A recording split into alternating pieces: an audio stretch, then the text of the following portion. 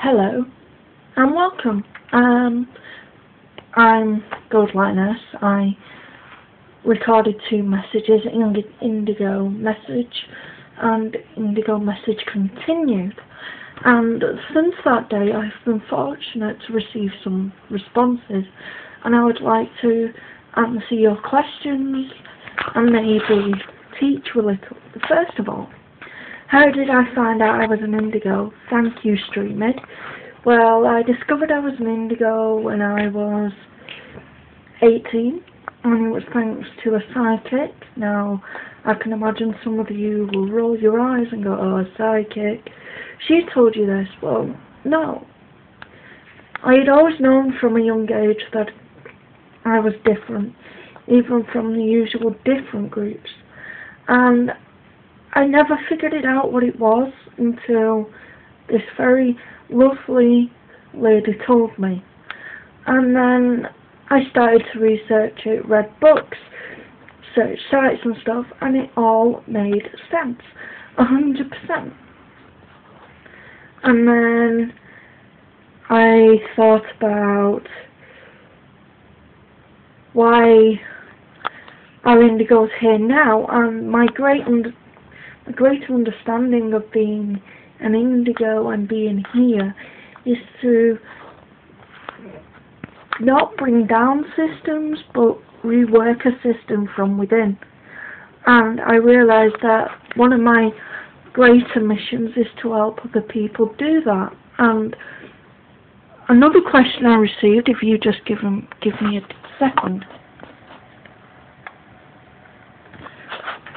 If there's difference between Indigo children, now there seems to be, as people say, 4 differences. There's the humanist Indigo, which I am myself, which works with the masses, works with people, works with individuals and other such like. Then there's conceptual Indigos.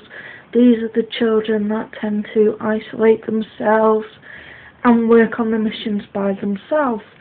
Then there's the artist Indigos, which I'm sure some of you would have heard of, AK, and I'm sorry, AK, if I've said that name wrong, who works on their mission as much as myself through art, which I have to say is fantastic.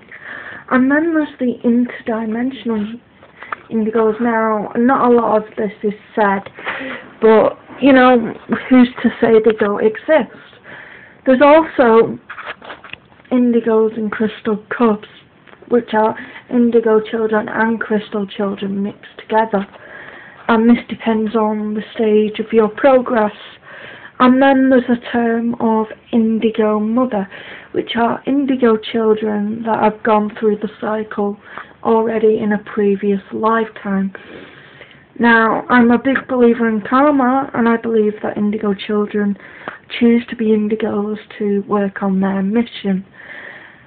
Now, to the history of Indigos, obviously there's not a lot of history, because not a lot of people speak about it, because it's supposed to be a secret, which, to be honest, isn't much of a secret anymore.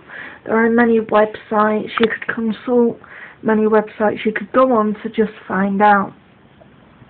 Now, I would suggest, if you have been feeling an intuition sense of being an Indigo, to go with it, because you may be correct. But another situation is, how would your friends react if you turn around and said to them, I'm an Indigo child?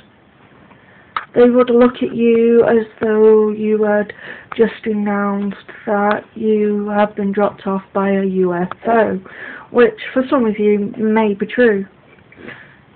I believe in star people, which are earth angels, but that's a whole different subject.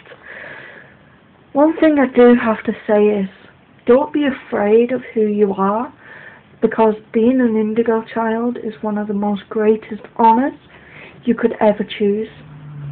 I mean, you could say God himself or herself has picked you to work on a very important stage and a very important mission.